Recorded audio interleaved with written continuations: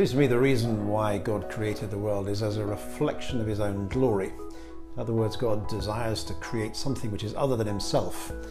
The world is not an extension of God, it's not some sort of divine being, it's not some extension of divine life, but he creates something other than himself, which in some ways reflects his own glory, so that out of his love he desires to create something which has its own existence, but for that to exist, it also needs to reflect God's own nature. And so it's as if the world is created as a kind of mirror to reflect God's glory in a place where the creation can enjoy itself and can enjoy God. When you read a lot of the Psalms, they often talk about how the fields and the valleys shout for joy, and that God enjoys the creation too. So that sense that God enjoys creation, creation enjoys God, and creation enjoys itself.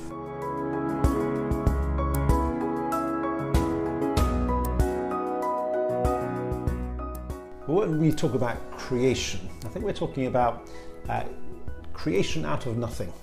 And that's the classic Christian view of creation. That in the beginning there was only God, but that out of nothing God creates something which is other than himself.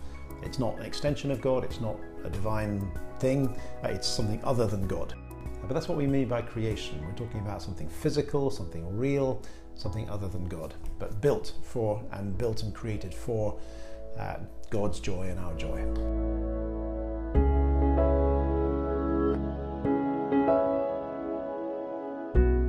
Well, there are a number of passages in the New Testament that talk about Jesus Christ being in some ways the key to creation. You get it in John chapter 1, you get it in Colossians chapter 1 as well, both of which speak about Jesus as being the one through whom and for whom all things were created. There's a word the Greek word that's used in Colossians, which is prototokos, which if you like is very similar to what we mean by prototype.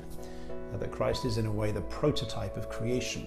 He is the one out of which all things were made. Everything in a sense is meant to have a kind of Christ-like shape.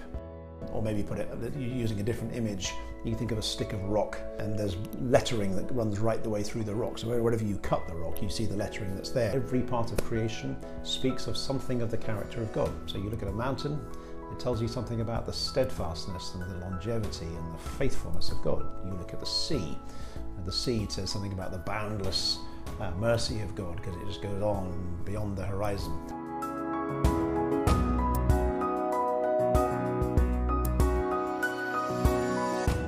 Within the Genesis story, we get this picture of this wild growth of creation.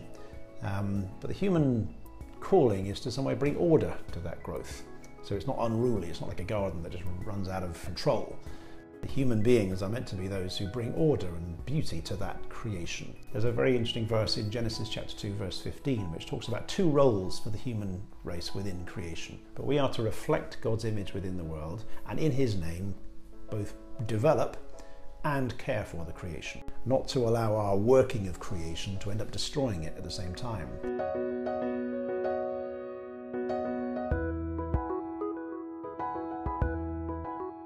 It seems to me that if we say that our purpose is to somehow escape from this world into some spiritual world, we're actually saying that the creation is not actually good. It's a sort of secondary thing, it's not very good. Whereas there seems to be the scriptures say to us again and again that creation is good. It's good that we have bodies. It's good that we are in a physical world. Yes, sometimes our bodies creak and they get older and then we struggle with them, but they're still good things. Jesus, when he is resurrected, is not resurrected into some spiritual sort of, ethereal world, but he's given a resurrection body, an actual body that can be seen and touched and felt, as Mary did in the garden. And that's our destiny. That our frail bodies will be replaced not by doing away with the body, but the transformation of the body into these new resurrection bodies within a renewed heaven and a renewed earth.